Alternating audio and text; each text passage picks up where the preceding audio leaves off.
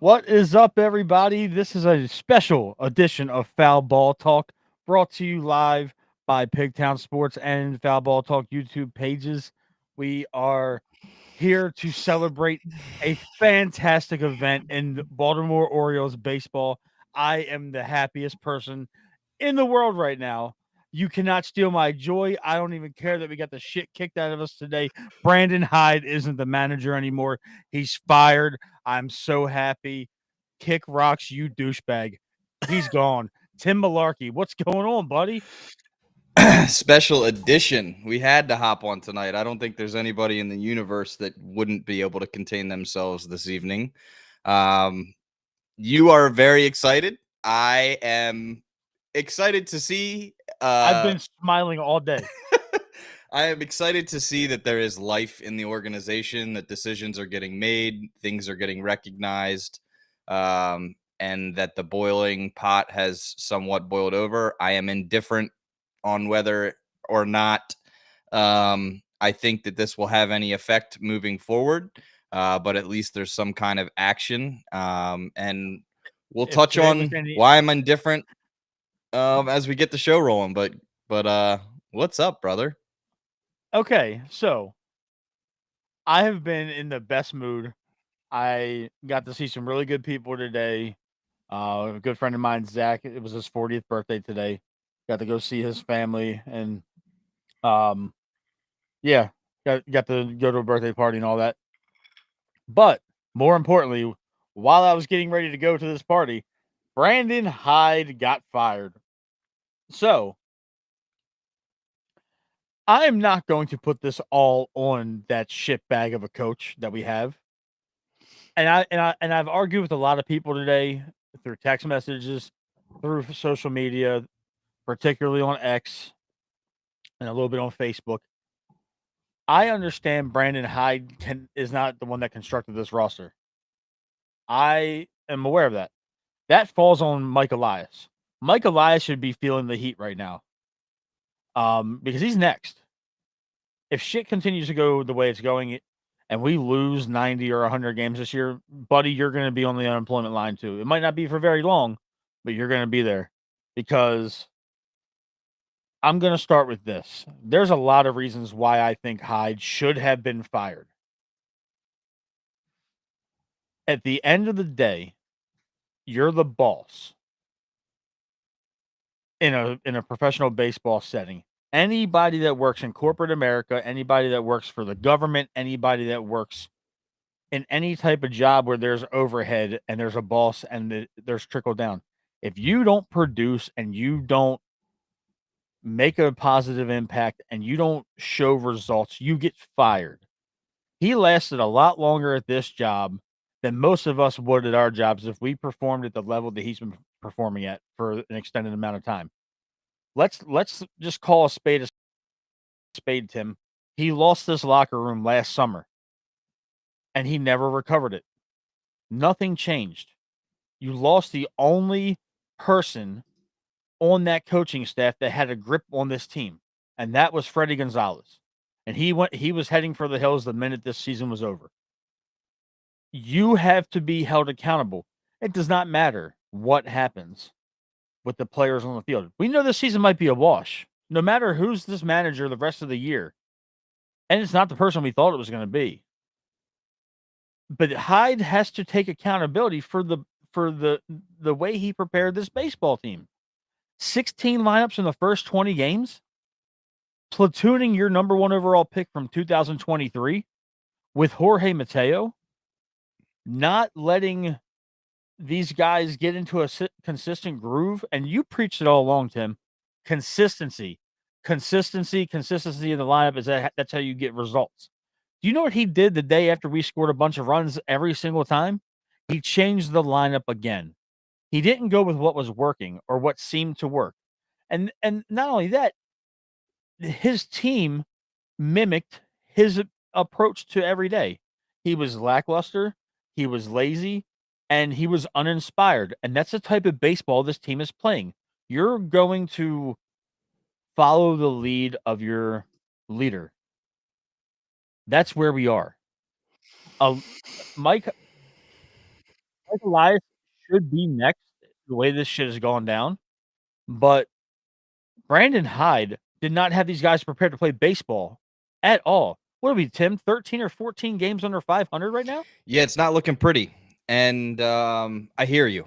I definitely hear everything you say that, you know, Hyde didn't have this team to prepared to play baseball. That's what stuck out to me. And I think where we're at now, we are about to learn either a lot of it was on him or a sick, sad truth. My concern is that he was a puppet. If he was a puppet, there's sheets given to that order. People want to blame Hyde for the lineup that gets trotted out there every day. We're about to find out if that said lineup that's getting trotted out there every day was Brandon Hyde or if it was Mike Elias.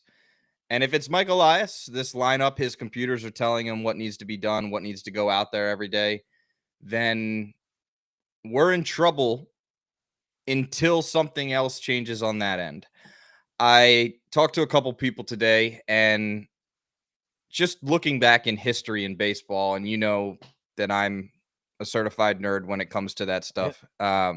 Historian of the game, yes. It's not just a baseball move, it's a business move. And regardless of who is accountable for the actions, 9 times out of 10, it's going to start with the manager. That's going to be the first head to roll.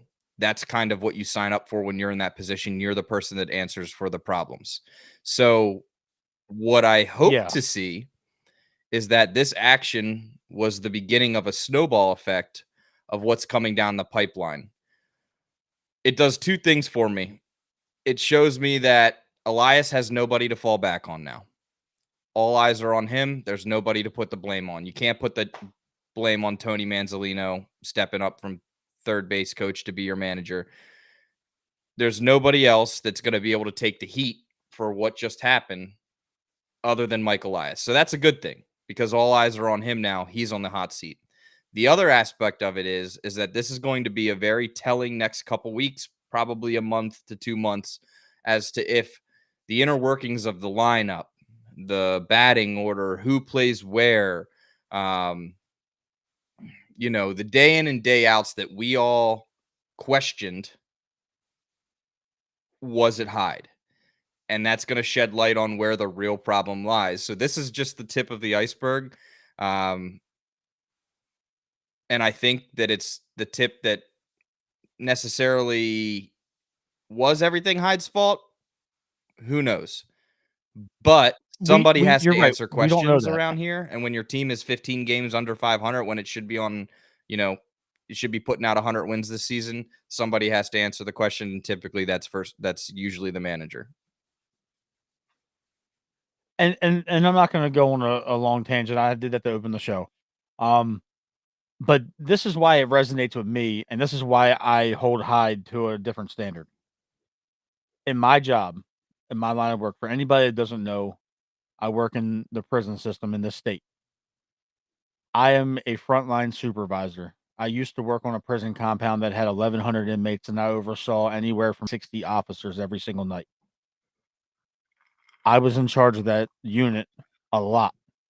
If something went down and I wasn't even there, I'm out.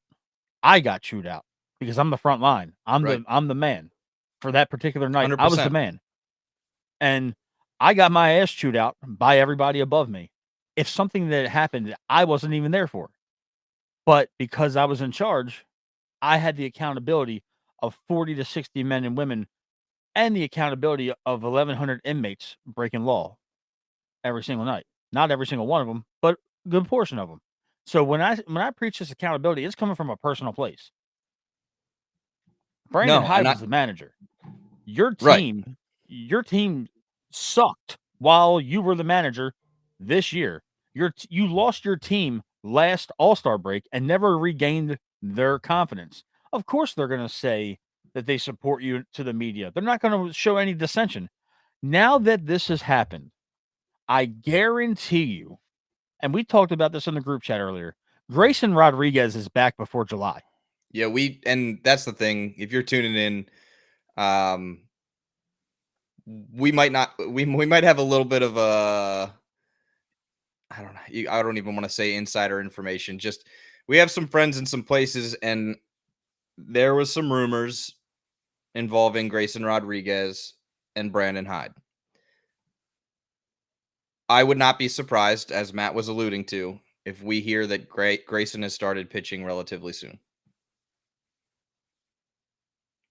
and that should say something. Yeah, and yeah, the I'm not saying that this is gonna be a turnaround where we're gonna go on this tear where we win 70% of our Of games course not. the next 4 months. Absolutely not. This is the because no matter what happened, whether Hyde got fired today at the All-Star break or at the end of this year, this season is a wash. There's just way too much to overcome, and what it would take to get some viable pitching in here would deplete our already depleted farm system and probably purge a small portion of the major leaguers that are already here. So we just gotta hope that Bradish comes back. We gotta hope that Tyler Wells comes back and gives us something flat out. Hey, Carrie, Yeah, how's it going? totally. You know, that's that's the reality of it, Tim. We can't we know that we're 14, 15 games under 500. It's almost June. We're halfway through May. The All-Star break's gonna be here. We'll blink and it's gonna be the second week of July. And we might be a really bad baseball team. Most definitely. But yeah, but you know, now this is where the players need to like kick their shit into gear because at the end of the day, the players have to look around and say, "We were so bad at our jobs that we got our And that's skipper what they fired." were all saying. It sucks. Yeah, It sucks because we suck. And that's like your whole point behind this is the biggest thing that I think I'm taking away from all of this is that there is no curtain to hide behind now. He was the scapegoat for the underlying issues that are all throughout this organization. And yep, now there isn't one. So the true colors are going to be able to be shed, and we're going to see a lot of things that, aren't going to be able to be deflected on the manager. Lineup issues, correct. pitching management, stuff like that. If we see Tony Manzolino make the same pitching changes and trot out these crazy ass lineups every day, we know where the real problem is, and it makes it all that more realistic. Do I think Hyde's firing is magically going to make these guys start hitting the ball? Absolutely not. Absolutely not. But I was talking about this earlier today. Um, a lot of people are, calling for the hitting coaches' heads, calling for the hitting coaches' heads. I'm one of them. Okay, that's the approach. You have been for the better part of the Right, year. the approach has been bad since June of last year. A lot of people don't realize that hitting coaches are a little bit tougher to replace with a flip of a switch than one would realize. It's not like replacing a manager in the interim is actually not as difficult as you would think compared to replacing a wiping a hitting, group out and replacing hitting coaches. You can have your third base coach fill in. You can have your first base coach fill in. You can have your bench coach fill in because there's multiple positions on this team that can fill in as a manager role. In order to come in as a hitting coach and be backed by analytics, be backed by skill, be backed by process, you have a different MO. You're a different style coach. And if the Orioles all along were trusting their guys, trusting their guys, trusting their guys, and then that Nationals game yesterday flipped the switch in the office and they said, okay, we got to do something." It Right? was embarrassing. Right. If that switch was flipped yesterday, the easiest thing to be able to do and field a team for the following day in that next game is to replace the manager. I am hoping this is a snowball effect that was just in process. And right now, that office is figuring out new people to fill this hitting position role because that's the one red flag on this team. We all know pitching has been bad. It doesn't matter who your pitcher is if your team can't hit the ball. The one thing that hasn't changed since this slump began in the end of June, July of last year is the approach at the plate, the game plan at the plate, the hitting. If you're going to say that it's the players that need to turn around and hit the ball. They're being coached specifically by the hitting coaches. So a major overhaul has to happen there. And I'm hoping that this was just the tip of the spear and that, in the next coming weeks, we see some developments there. I would guess, just off of following the game for so long, that we start seeing a couple roster moves and DFAs along those lines. That's usually how it begins when there's an overhaul going on. Do I think they're going to blow it all up? Well, it depends where we're at come the trade deadline.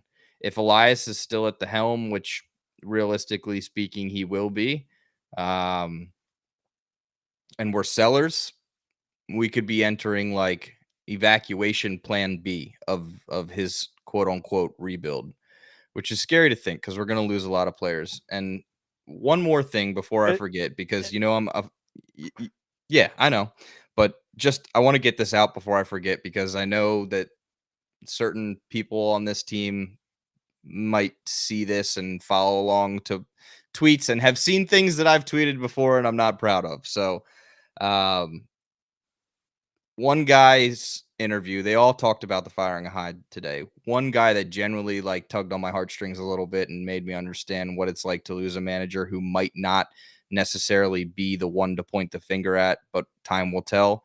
Um, was Ryan O'Hearn. Steph actually told me about his interview, and um, Hyde was the guy that took a shot on Ryan O'Hearn when he, was about to quit baseball altogether. And who claimed him? right. It wasn't Hyde. No, I mean, yeah, obviously the inner workings, but Hyde got him in that. Hyde played him. Right. Hyde gave him, Exactly. but Exactly. So when to you hear him talk say, about the it next sucks. That's natural, the guy who gave me a shot. and I feel that that would be a total lack of empathy on our part if I were to be willfully ignorant to that. Right. It would make things difficult because you and I share this program together. Um, the roster moves. If they're really going to just blow this thing up this year, keep the core and get rid of the veterans, I'm really indifferent to it because they're not playing good baseball. Ain't going to get And much bang for the buck. they're not going to. You might have some value in Mount Castle. I'm sorry. This. Yeah, I saw it. Oh, man. I mean, I know Ryan. I know that you have a connection to Ryan O'Hearn. I love Ryan O'Hearn. I think Ryan O'Hearn has been a spark plug to this team. I questioned us re-signing him, but seeing how he's played this year, I totally get it. He is the most consistent hitting Oriole that is on this team. We suck. Where would we be if we didn't have him? Oh, we would probably have like 9 wins right now. But Ryan O'Hearn holds the most trade value on this current Oriole team. He does. He's And gone. that's going to be heartbreaking because he's done a lot in this community. He's very, very visible in Orioles, in Birdland. Um,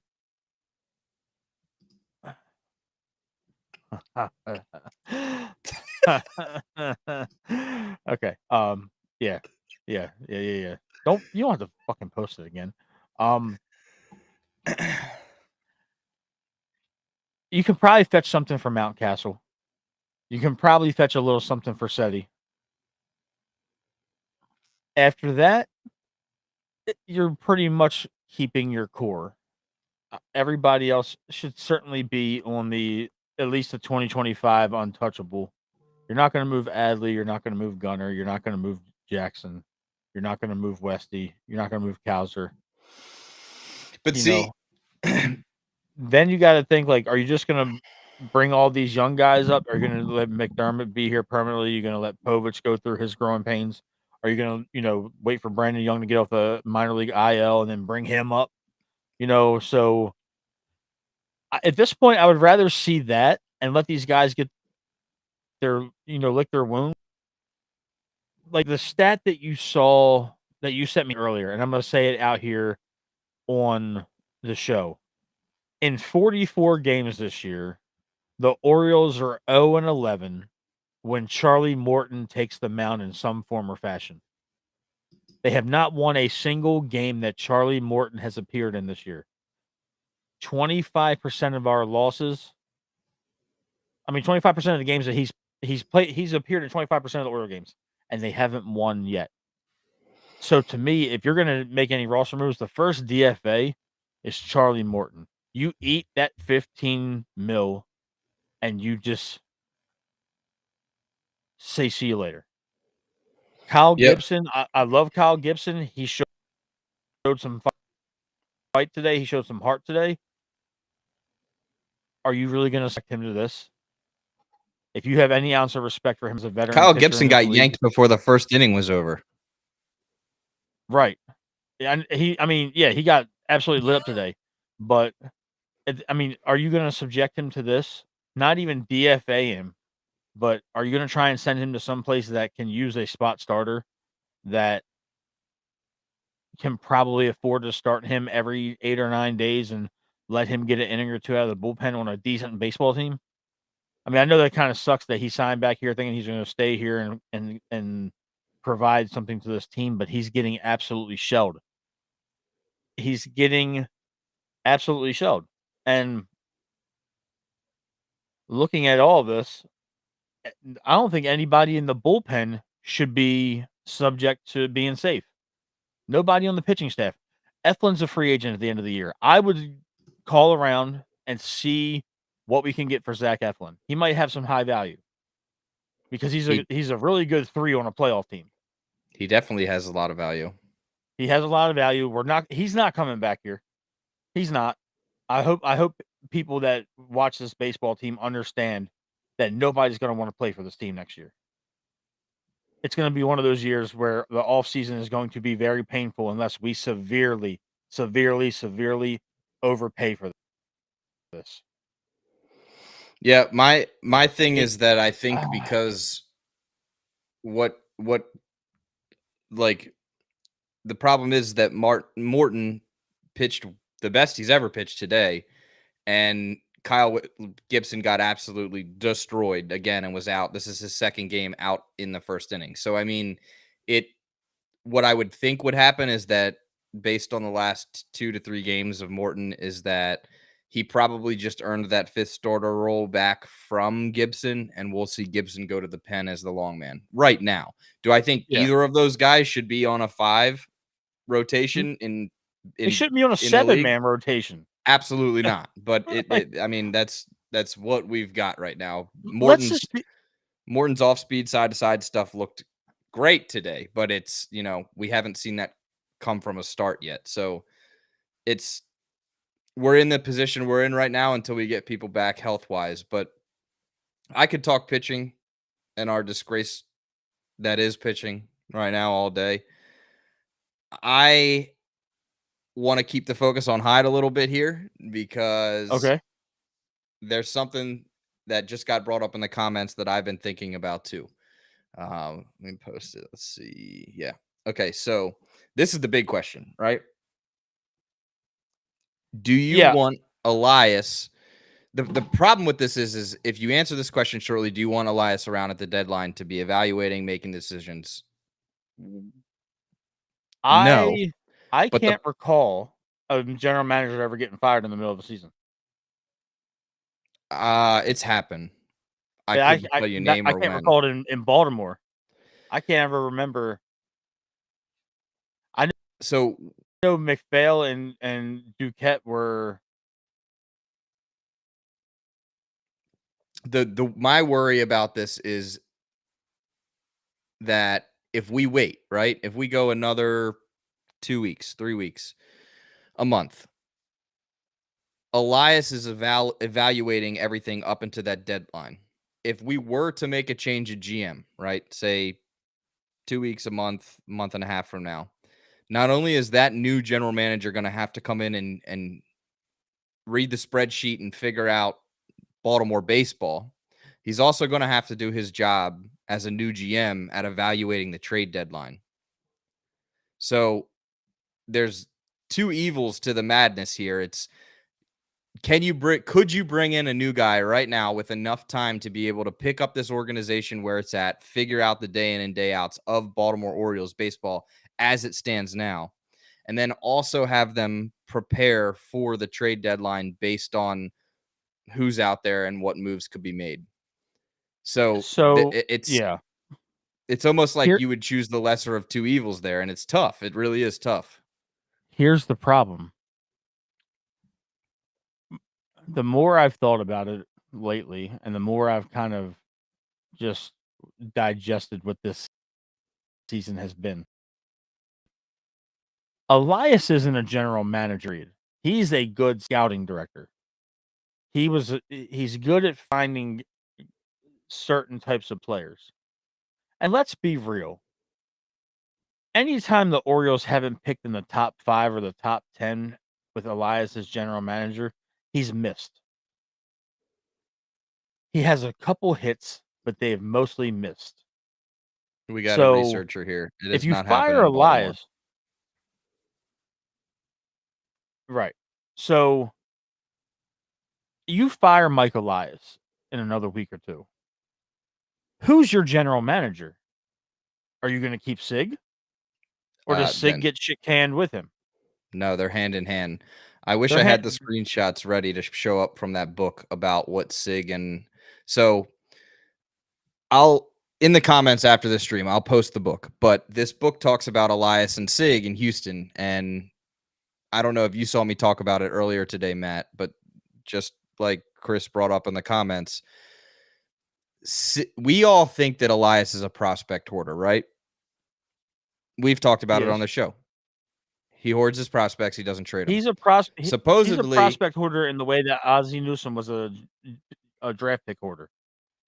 supposedly, we don't even know what a prospect hoarder is compared to Sig. That is his whole mantra. So that's what worries me because exactly what you just said. We fire Elias. What do we promote Sig and then what? There's there's there's one person that's in the organization that is there in a senior advisory role, but if you shit can both of them, to a fair point, Adam Jones might be up. I know it was more of a spring training and an off season kind of thing, but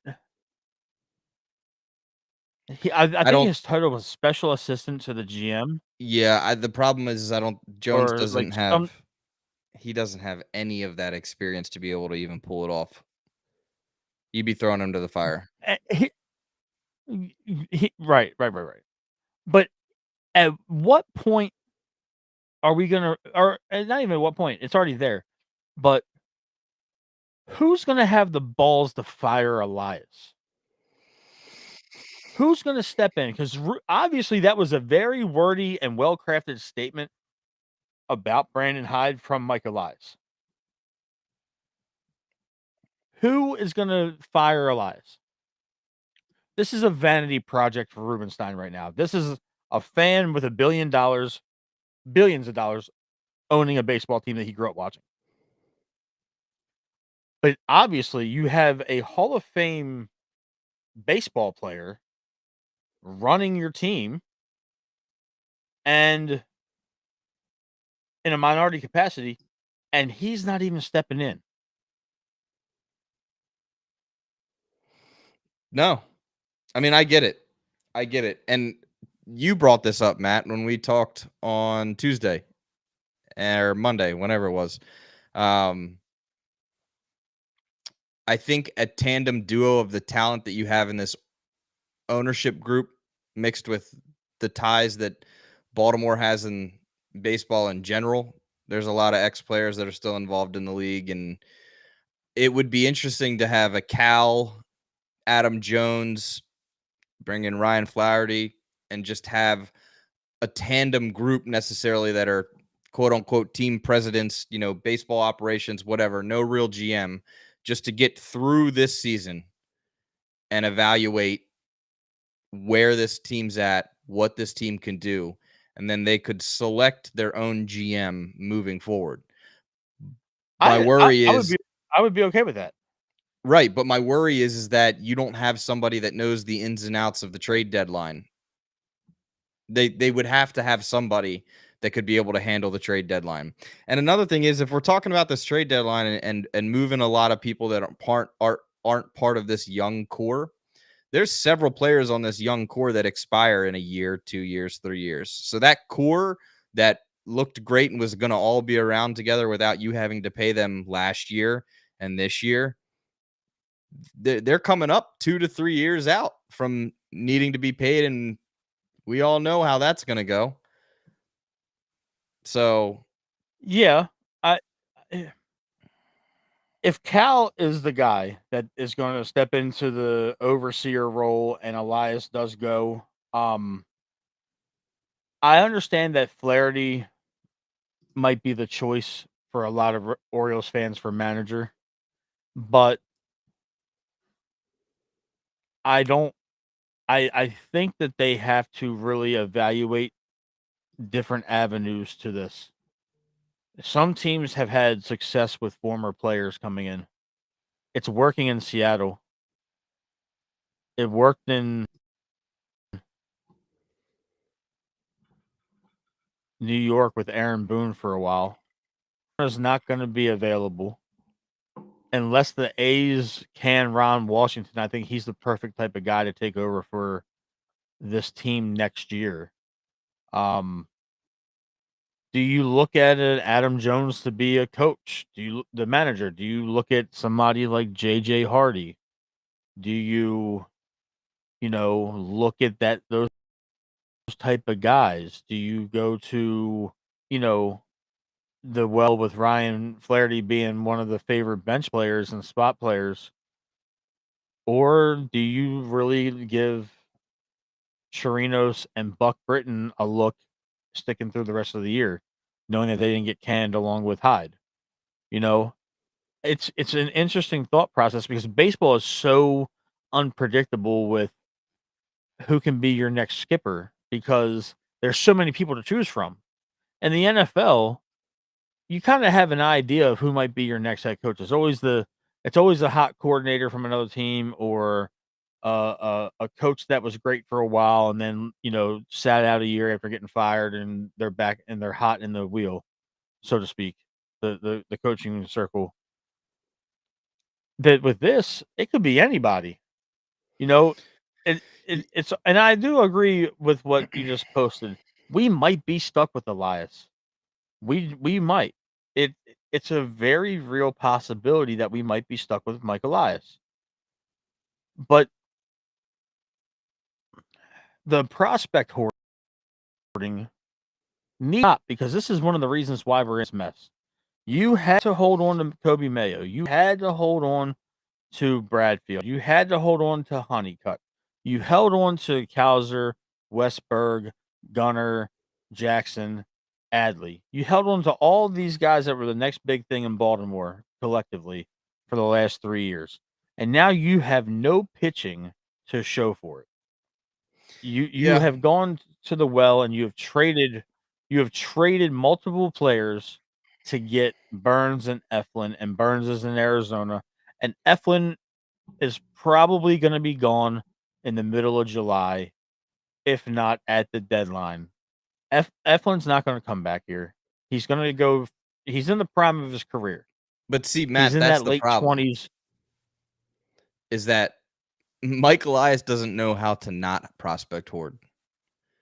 So either You're right. that front office brings in people that are not only watching his every move and giving their 2 cents that are not part of his tree of structure, or there's a change. And before we leave the whole Cal subject, there is one like little bit of hope in the Cal thing is that people want to look at him as an ex-player, a Hall of Famer, one of the greatest of all time, the Iron Man, right? But they also forget that he runs one of the most successful baseball operations outside of, MLB. He has the whole Ripken thing. It's East Coast to West Coast, camps, connections. Yeah, exactly. And I didn't even see this, but I'll post it. And he has people in his contact list that could get the job done. So would Cal step up and run it? Absolutely not. I don't think he would. He has too much on his plate, and I don't think he wants to. But does he have the ability to work some of his connections to find the right team? It doesn't have to be a single person. The team to get us over that hump, to move us past this, to at least be able to manage this team if Elias were to get the can. Sure, I think Cal would probably be one of the top people in the baseball world that would have a contact list as exquisite as his probably is to be able to pull it off. Um, if not, this ownership group needs to not only examine Elias's team, but bring people in from the outside that are keeping an eye on Elias and sort of helicoptering him, because his prospect hoarding is not going to change. What that man is proud about is the fact that he can be an anti-Dodger, an anti-Yankee. His whole mantra is being able to build a team with no money and be successful. That's his thing. And clearly it ain't working. Clearly it ain't working. So until this team decides that they want to hit the ball, it doesn't matter what happens. This on-field product right now can't score runs, can't hit the ball. They They're could have cooked. you and I out there on the mound pitching. It wouldn't matter. They could have Nolan Ryan on the mound, 5 of them.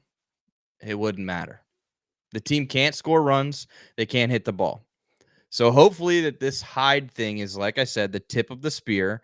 The ball starts rolling. Questions start getting asked. Elias has nothing to fall back on, no one to hide behind, no manager to put the blame on, even though he says in his interviews, it starts with me at the top. It boils down to Hyde. Hyde took the fall. It is I what it is. I want you to post the comment from Justin.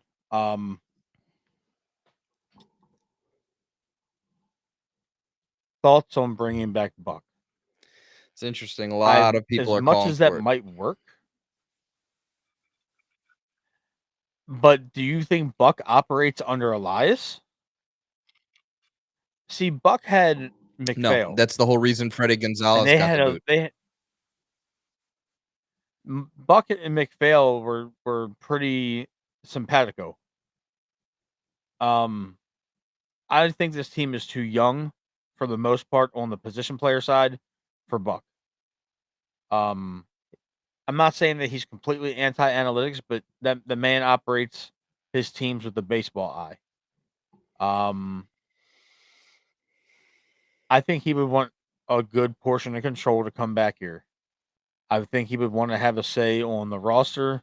I think he would want to have a say on the scouting, who they're looking for, what type of player they're looking for. He's not going to be some ass kisser to Elias and the nerds in the warehouse. And I just don't see Buck having the patience to see if that's something that they can adjust to. So, as much as I would love to see Showalter back in the dugout, I don't think it's going to be here. Yeah, I love Buck while he was here, and I have fond memories of watching Buck coach his baseball team. But this as isn't the long team as for him. Elias is at the helm, no. Yeah, The Orioles' whole thing is analytics and computers. That's Sigma-Dell's thing. Sigma-Dell's banner on all of his stuff is a petri dish with a baseball stadium in it. Like, these guys, and I'm not exaggerating, that's real. These guys are all about the analytics. They're all about the computer printout, and but they look what it's require a got us. yes man. What? Look at what the analytics have done to this baseball team. They've destroyed it.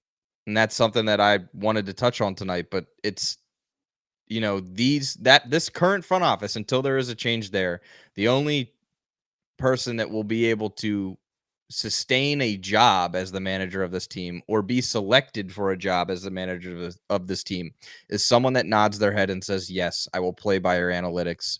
That's what I'll do. I'll take your computer printout on a piece of paper that tells me who I should play in this lineup today, and I'll do it. I'll look at your printout from your computer and tell me when I get into this situation in the game with this pitcher on the opposing team tonight, this is the move that I'm going to make from the bullpen. I'll look at your piece of paper that tells me when my pitcher does this against this batter and these next 3 batters that are coming up, that's when I'll make my pitching change. So until this front office is gone, they need someone that will literally fall in line and read their computer printout. Since we're on that topic, they have been clearly do or die by analytics. and they're And dying. analytics are great. Don't No, get me they're not. wrong. No, they're not. No. They Come are, on, but Tim. not when you're basing it 100% on analytics. There's two things involved in baseball: stats and facts. You have to balance between the two. You can't have somebody out there that's managing the entire game on analytics. There has to be a 50-50 line drawn where the analytics might say something, but I feel this pitcher out here on the mound is humping it in there and he's on a roll right now. And your piece of paper told me to pull him out of this game, but look at him. He's out there having himself a game right now. He's out there, grunting and shoving. He wants this. That's when the swivel has to happen and you say, I'm going off of feeling of this game, But that and he's is staying out there. that's the reason why we're doing this show tonight. Because Right. the second There is no because the heart. s There's no the feeling. because the sack of shit didn't have a baseball eye. He's Correct. looking at numbers. I understand that analytics run professional sports. It's the bottom line to the bottom dollar for almost every professional sports organization across all 4 major sports in America. I get it a lot. Trust me. But you can't tell me that this analytical approach is working. We're 15 games under 500 and we just fired our manager. Nothing is going like you need somebody that's going to come in here that has a clear baseball eye, that has a feel for the ebbs and flows of the game, and then can coach these players and lead them accordingly. But that's what It, I'm it, saying is in order to be successful, you need to follow the ebbs and flows of the game, but then back it with your analytical data and have a balance between the two. If you have okay, a, a weight and you have a balance, analytics on one side, flow of the game on the other side. You need to find that middle ground and be able to bounce off the two. The problem is that this whole Elias Sigmundell, Brandon Hyde era that we're in right now is 99% analytics. There's no baseball eye. There's no feeling to the game.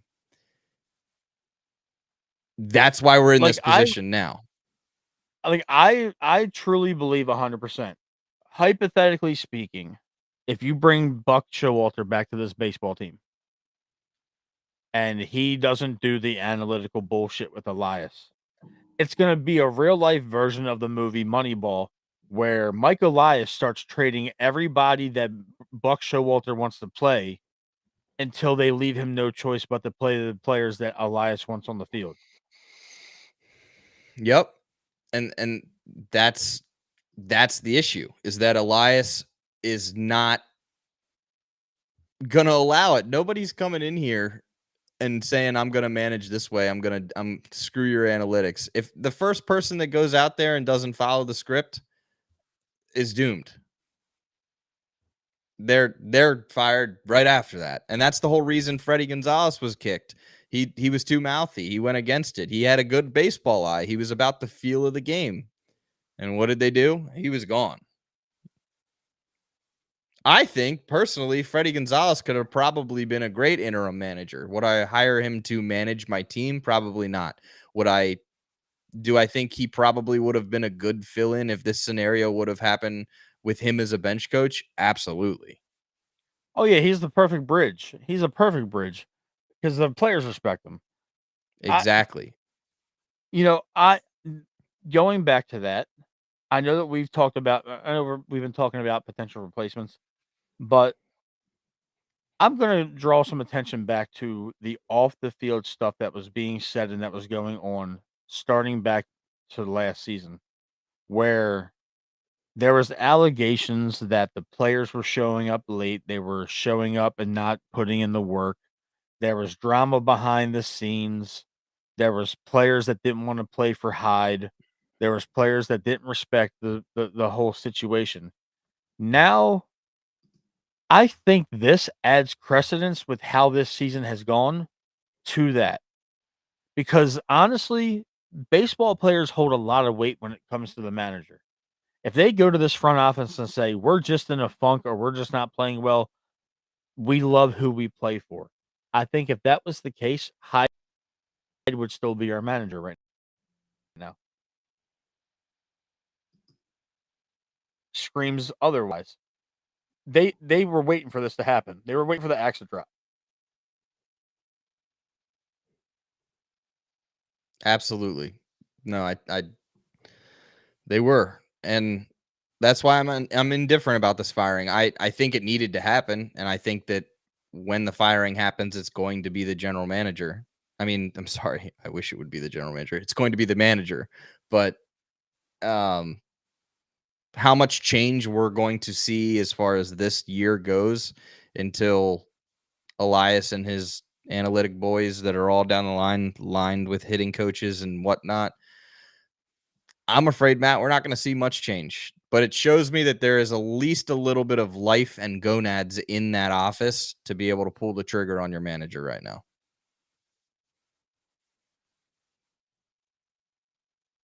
Yeah, but it's also it like Steph alluded to it earlier. The man that's responsible for this team being put together fired the guy that couldn't get anything out of him. So, what are we talking about at the end of the day? Elias built this baseball team in his vision and fired the guy that couldn't get anything out of this team. I Correct. feel for Hyde in that, and I feel for Hyde in that aspect.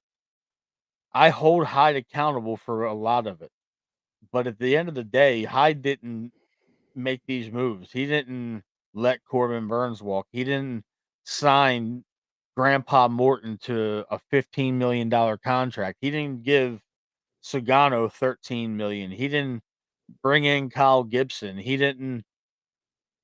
not the one that didn't have a backup contingency for uh Bradish and Wells and Means being off this team. So Elias being here and most likely seeing through another trade deadline, if he doesn't make significant changes at this trade deadline and he stands pat with this team we got now, that is the biggest disservice to this organization in the entire world. They need to go out there and see what they can get for Eflin. They need to go out there and see what they can get for um Morton and Sugano. Gibson, Sugano. Sugano's value. See what Yenier can fetch you. You know, um Seti, Mountcastle, O'Hearn. You got veterans you can trade. Mateo. Our You got buddy guys that you PJ can. Moran just brought up a funny point. He said Buck Britton can't be the interim manager if he's going to be hired as the next real manager. Uh, Here's the thing though. If you're gonna do that in December, why not do it now?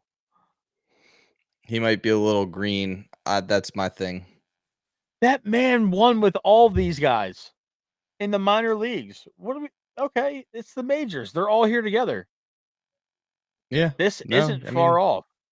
Well, I agree with Stephanie for one reason.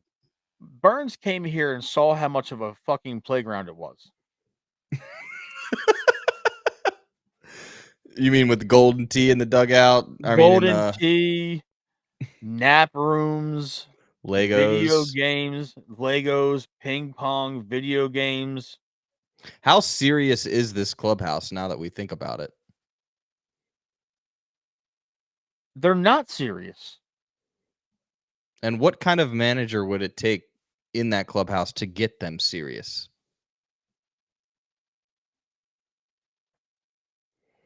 Somebody that follows Michael Elias's yes, sir. Oh man, I really don't know. I get it. I'm excited. I get it. This shows that, we started with something. But the problem is that the real underlying issue is at the top. It is, and Mike Elias isn't going to fire himself. No. And does Mr. Magna Carta have the gonads to do it? He's probably trying to buy the Mona Lisa right now.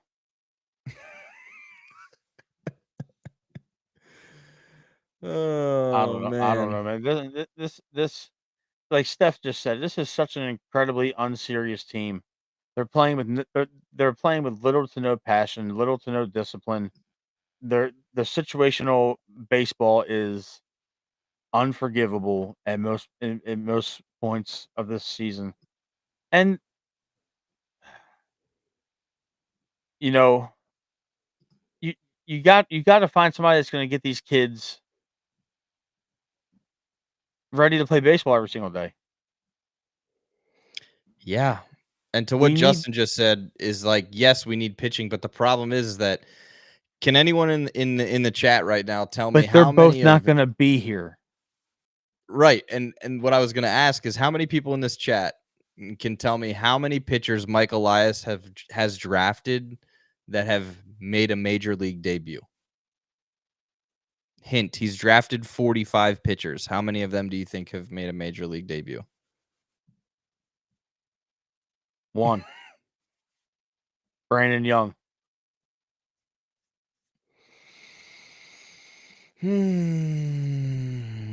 I don't care what anybody says. I don't care what anybody does about this. And you know, the fallout of this and with the players and and just the overall situation itself. Like you said, as long as Elias is here, it's going to be We got three the zeros in same the thing. chat. Well, I thought he drafted Young. No, I think it's zero. Pretty sure it's zero. Did he not draft Brandon Young? No, it's zero. Oh, well, that sucks. Uh huh. Good God. Uh That's the huh. drizzling shit. So like, oh wow. I Yeah. See, the thing is you can say that you want to draft bats and sell the bats for pitching, but the problem is the bats aren't hitting. There's nothing to sell. Not that's going oh to I bring you get in it. I'm anything. not You need to be able to I draft and I develop pitching. I get it. I get all that. But I don't I even I want to agree talk about with pitching Mark because just that's said. not our problem right now. We literally can't score runs. I'm with Mark. Draft a pitcher in all 6 or 10 rounds or whatever it is. Do not draft a position player. I swear to God, if I see another catcher or shortstop, I'm gonna lose my shit.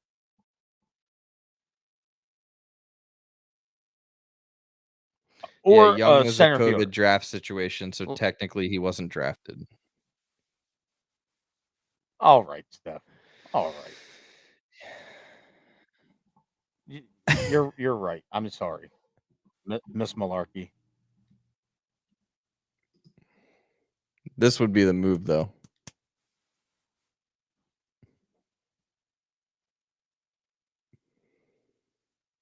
Mark's right again. The hitting's gonna come around before the pitching. You know, Yep. I just to kind of circle back, if you trade Sugano and Eflin, you don't have anything major league worthy. But at this point, both of Does it those guys matter? are both of these guys are going to be gone in November if they're not gone in July. I think Sugano might give us another year just based on the fact that we gave him a chance at the majors. Um, but Eflin is going to be the most trade value for a playoff worthy team. You know, I'm not saying trade him in the AL East. That's not what I'm saying at all. Well, who I think Adley has a home run off Eflin, and that was his highest exit velocity ever. It was during the golden days of Adley. Oh, shout out to Adley for finally throwing out a runner. You know, it's nice to see him actually do something that catchers are supposed to do. You know, Is he getting fat again or something? Am I missing something on television? You better lay off. I don't give a shit. I don't give a shit at this point. What are they gonna do? What are they gonna Yeah. do? I Interesting don't work for them. interesting little stat today. I think the Orioles have started with this record or worse 6 times in history, and 63 wins was the most wins any one of those teams that have started with a record as what we have now or worse have ever amounted to. So, So that would be 98 losses, right?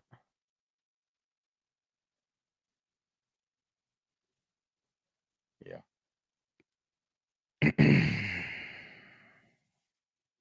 great There's the baseball team in warehouse. Baltimore, let me tell you. There's a warehouse. I'll just roll off of it. Give me a plaque on Utah Street. Here lies Mhm. here lies one half of foul ball talk. Our logo looks sweet there. Little little transistor TV thing you got going on. We'd get a nice you want to get a foul ball talk home run plaque? Yeah. I don't Look, know, Matt. We fired Brandon Hyde. We didn't think it was going to come this soon or at I all. I teared up. I had a little something in my eye when I saw the text message from one of the miserable Baltimore sports radio hosts come across my phone. Um, yeah, that made my day. I know You weren't answering me. I got the a news. lot of We were this is walking out the what ifs door and I and what's looked at my gonna happen. phone. I was in Towson Mall shopping. I'm sorry.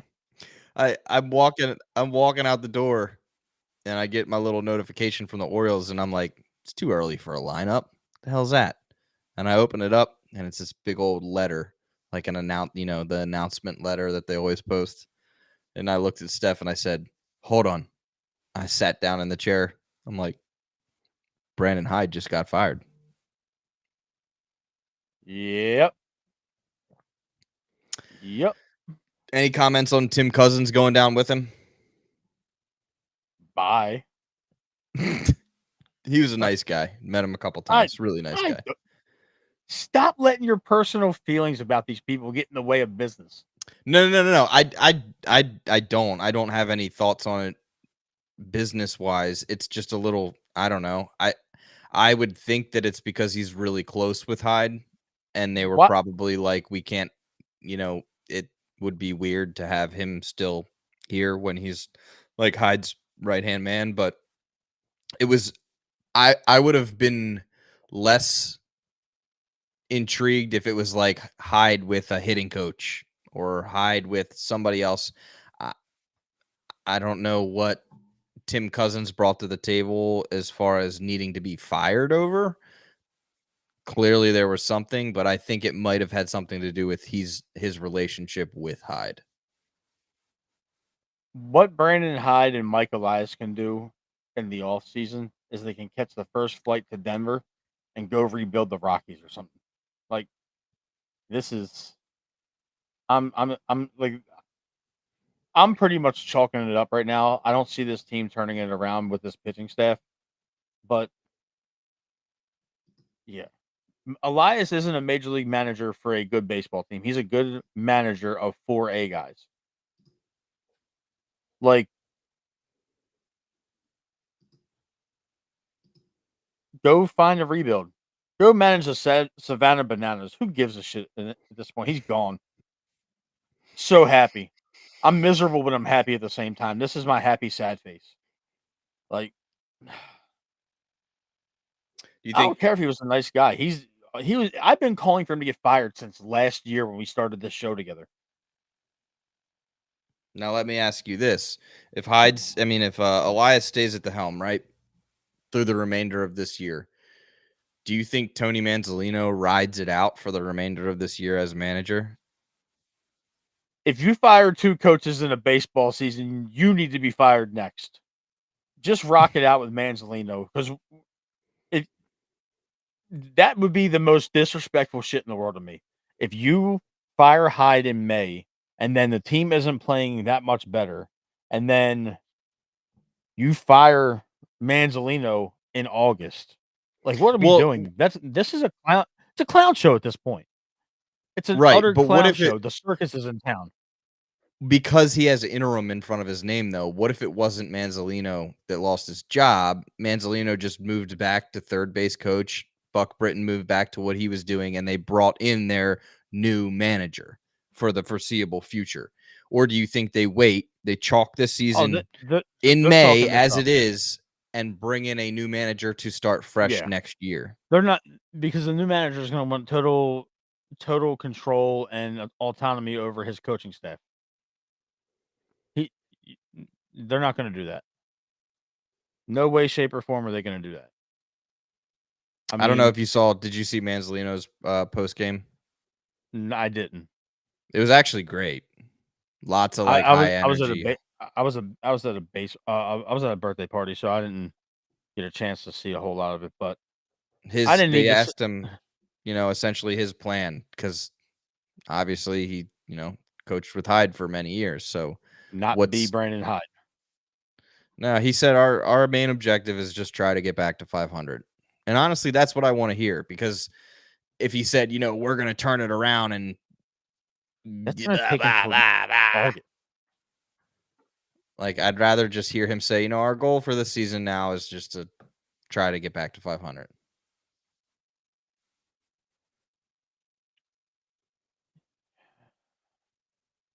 So It's better than, he Bobby doesn't sound like Boucher's a assistant mumbling sitting in front of the caveman. microphone.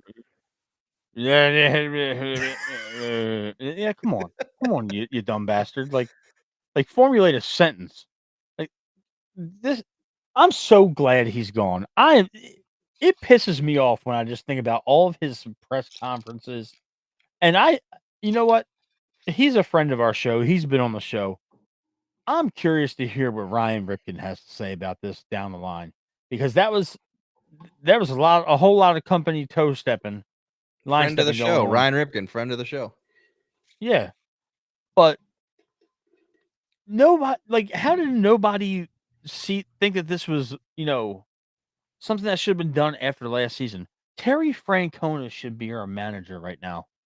Terry Francona should be the skipper of the Baltimore Orioles, and we should be at 500 or a little bit above because we would have had an adult in the goddamn room. I am so pissed off that he is a Cincinnati Reds manager, and we had that sack of shit in a baseball jacket managing this team this year. I know the pitching sucks, and I'm not putting it all on him. I said it at the beginning of this show, but no excuse. These players now need to prove All that right, so we it was continued. Hyde and not them.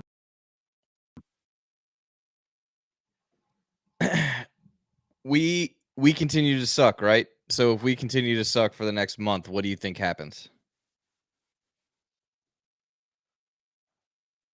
I think that Rubenstein and Cal should start looking for a whole new management from GM all the way down to manager of the team. New farm director, all that, you know, wholesale this thing. Blow it up. Blow it all up. And then maybe some of these players will realize that they might not be re-signed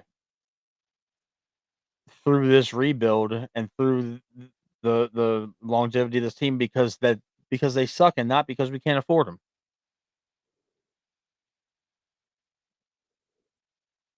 You know, Yeah. hold the fire to their asses too. Adley, can you hit above 215 just once? Just once, please. Can you hit your body weight? You TikTok Dan. Yeah, I'm gonna say know that Adley slander is forbidden. Rename the dog. How would you feel about I know Stephanie's gonna yell at me. the bats don't start getting it done, right? How would you feel about the bats don't start getting it done, right? Nothing changes. The offense Okay. still looks the way it does now, non-existent. All right. How would you feel about a couple DFAs, a couple people brought up from the minors, Dylan Beavers, Mayo. Get Beavers up Even here, though I get know Fabian up here. Basayo, Yeah. that would be a And let true and let shake it up. let Fat Adley move to DH. Because you're going to probably have to get rid of O'Hearn. You're probably going to get rid of Mounty. You're probably going to get rid of Cedric Mullins. Let Mayo come up here and do his thing. You know, Right, bring but Fabian up here to play right field. what does it take to get to that point where you start shaking it up and calling up young guys who might not really be ready, but you just need, we've cut ties with the season. It is what it is. If we're going to get these guys some major league experience, face some major league pitching, is it at the All-Star break if you're still 15 below 500? They might be 20 below 500 by the time we get there. You know, yeah, Mark's not an O'Hearn guy, even though O'Hearn has the highest average on the baseball team right now. Yeah, he's like That almost at plays every day. 1,000 OPS. Yeah, but that holds value. You know, Okay, so don't Carrie don't send got them back me. to KC. Carrie, I was setting you up, Matt, because Carrie got me. And this is what I was setting you up for. You shake this shit up because we still suck, but no move has been made by these hitting coaches or any of this organizational team, right? So then you subject Yeah, these guys that are talented sitting in the minors right now to the same shit that has completely messed with the young stars that are currently on the team. Buck Britton's still here though,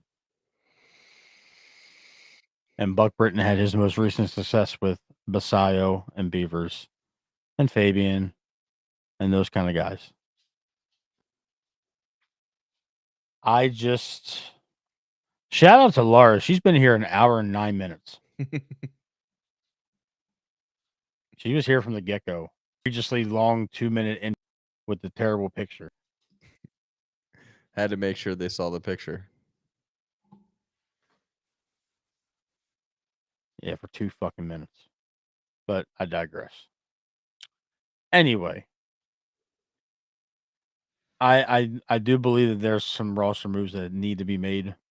Um, this year's a wash, and it's so sad to say that in the second week of May. Now, if you get Crazy.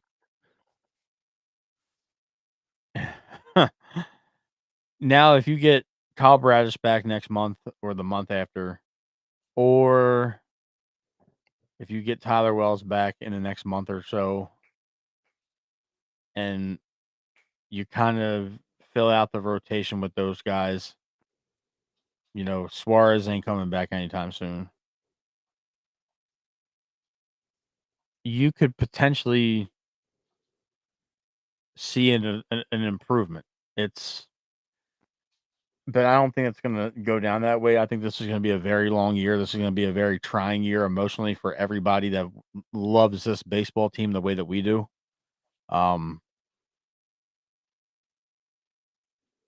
There's really no other change that you can make because Elias isn't going anywhere, at least right now.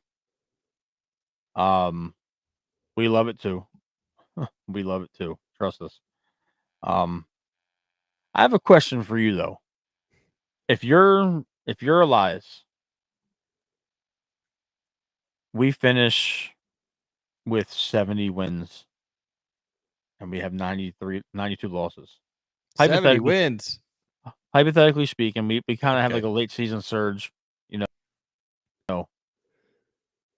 when the rosters expand to 28 and we kind of just um top 3 targets to take over this team as manager. If you had to choose, knowing what's available, knowing what this team could potentially need, just to kind of round out the show, who are your top 3 names for this team, in-house or outside the organization? What do you think? Mm. Mm-mm-mm. I know you weren't prepared to answer questions. Yeah. So I don't even know if I can give you 3 right now. Um, Okay. I've thought about it a lot. I have a winner. It's Ryan Flaherty. Um, the reason I say that, and a lot of people, especially Where just is your he cat, at right now? somewhere up where it's cold. I can't even remember. I want to say Detroit, Chicago, Cubs, maybe. What team is he? Um, I thought it was an NL team. I didn't know if the Cubs or so the the reason I Brewers. go with him,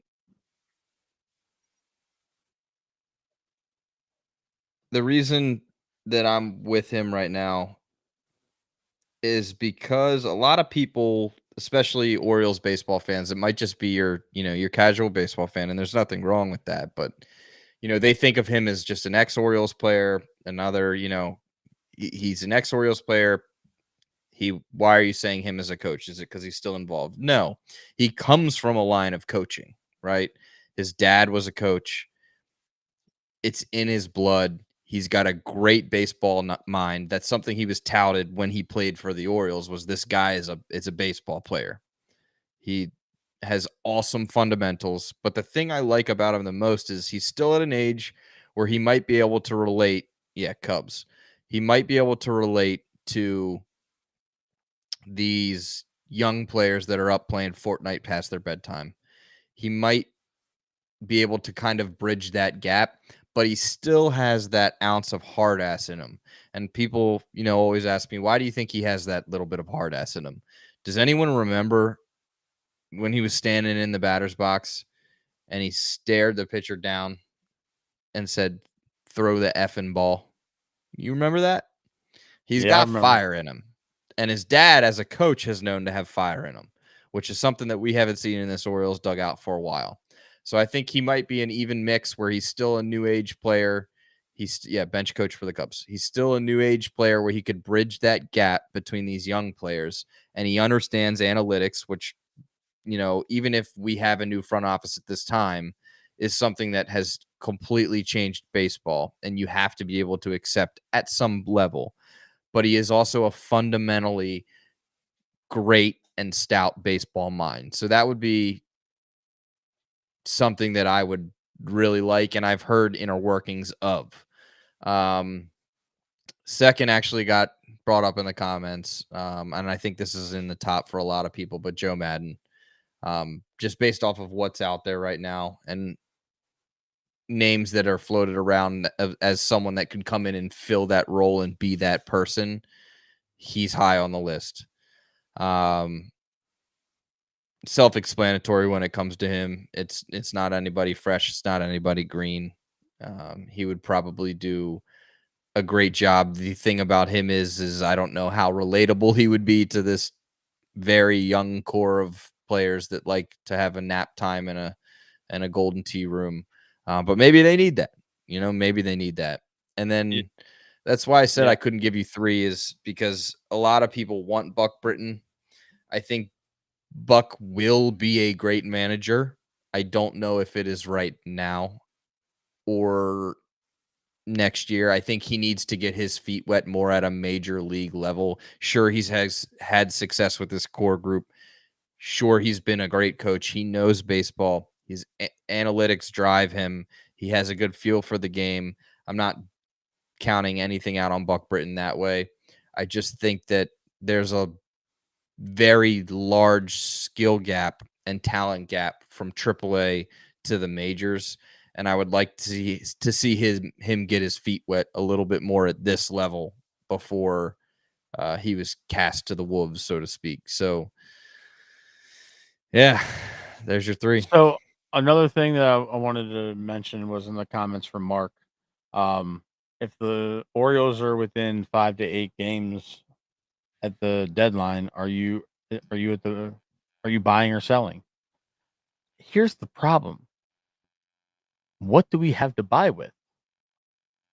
Because Basayo is not going anywhere.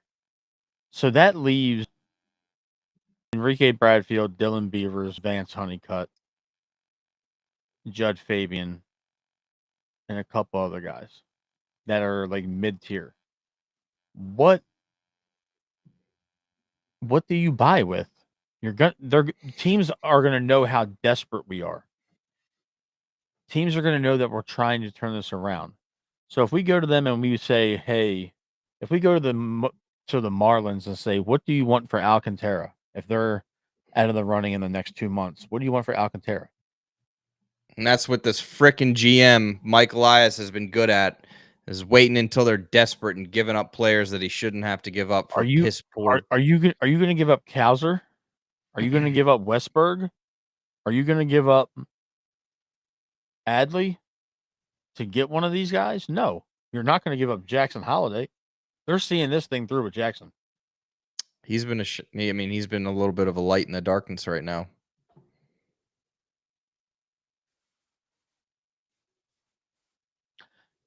Right. So there's nobody on this team right now that is worthy enough to bring in a front of the line rotation guy. This is one of those situations where you have to go into this offseason and pay all these guys.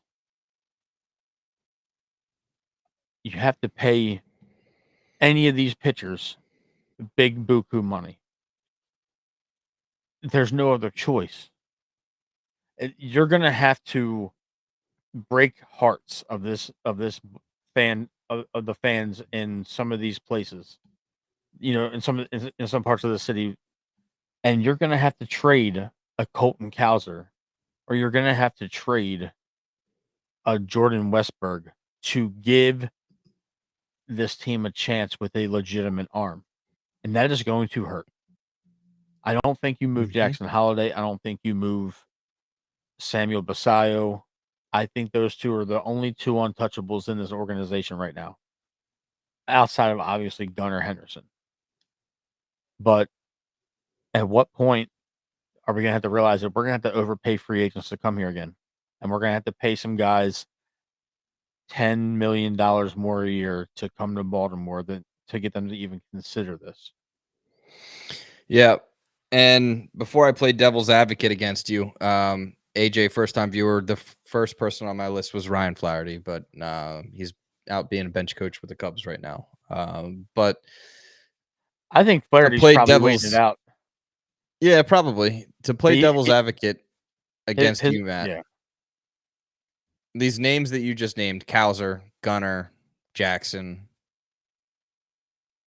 Westberg, you really think that the Orioles are going to pay these guys? They can't pay them all. So who's not getting paid?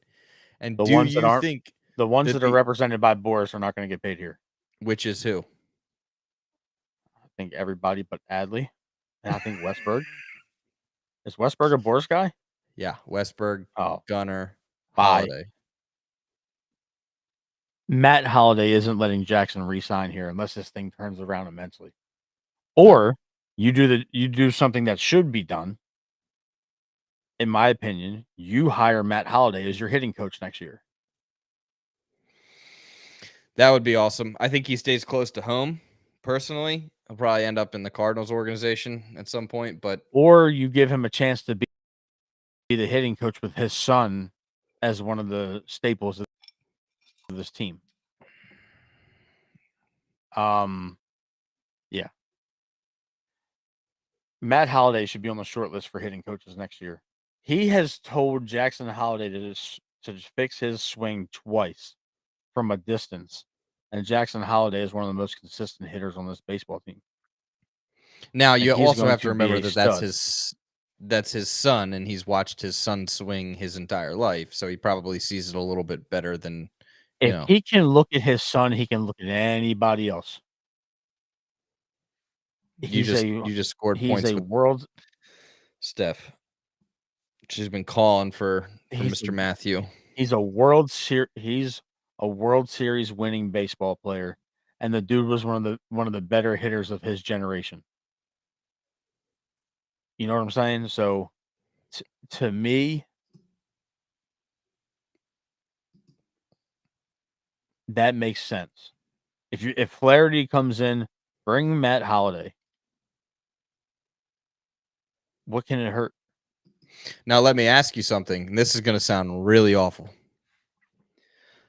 The bat's struggling, right? Say this, say the offense and all of our stars Gunnar, Westy, Adley, Cowser comes back, say that the offensive bats continue to struggle for the remainder of this season.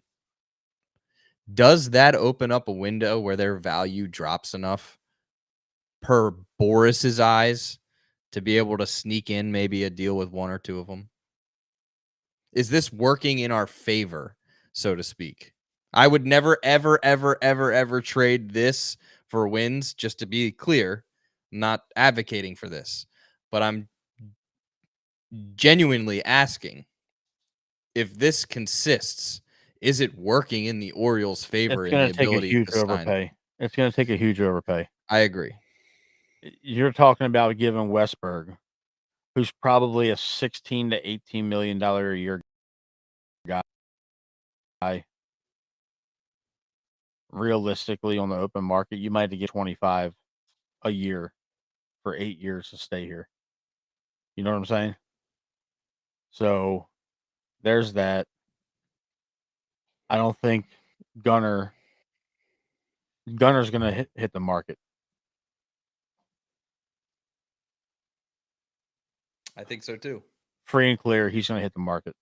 Gunner's gonna be in Dodger blue or Padre gold eventually. Or he's gonna be a Yankee or a Red Sox. It's just he's destined for that. That's if he produces again. I think he's going to. He's gonna get better. He's gonna fix what he's got going on. This I don't think that it happens. I don't think there's the wherewithal, especially with Elias in the front office. I don't think he gets this done. I don't think he has the chops to sit down and face Boris one on one and buy out arbitration years of one of these stars. I just don't see it happening. I don't know. I don't know. So you give Gunner 50 million a year. You probably defer some of it, but that puts him at 35 years old on his next contract. He's not going to lock in for that long. If he does, it's going to be when he is 28 or 29 years old. He locks in until he's 40 somewhere, to where they can let him be a DH for the last 4 years of that deal, and he can still hit the cover off. It's is this mini build that we're seemingly going to go through. Is Elias going to start trading the guys that just didn't work out? Is he going to trade Adley? Is he going to trade Cowser? You know, Adley's not getting another deal here. Nope. Sorry to say it. Adley's gonna be playing on the West Coast. He's a West Coast guy. You know, the Mariners just paid the catcher, so the Mariners are out unless they move him to first base.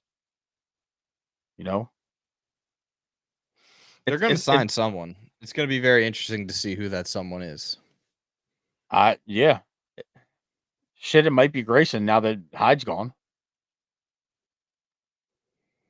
I don't know how I feel about that unless we can get a healthy full year out of him before that deal's done. Oh yeah, absolutely. But it's interesting, man. You know that we're back so soon.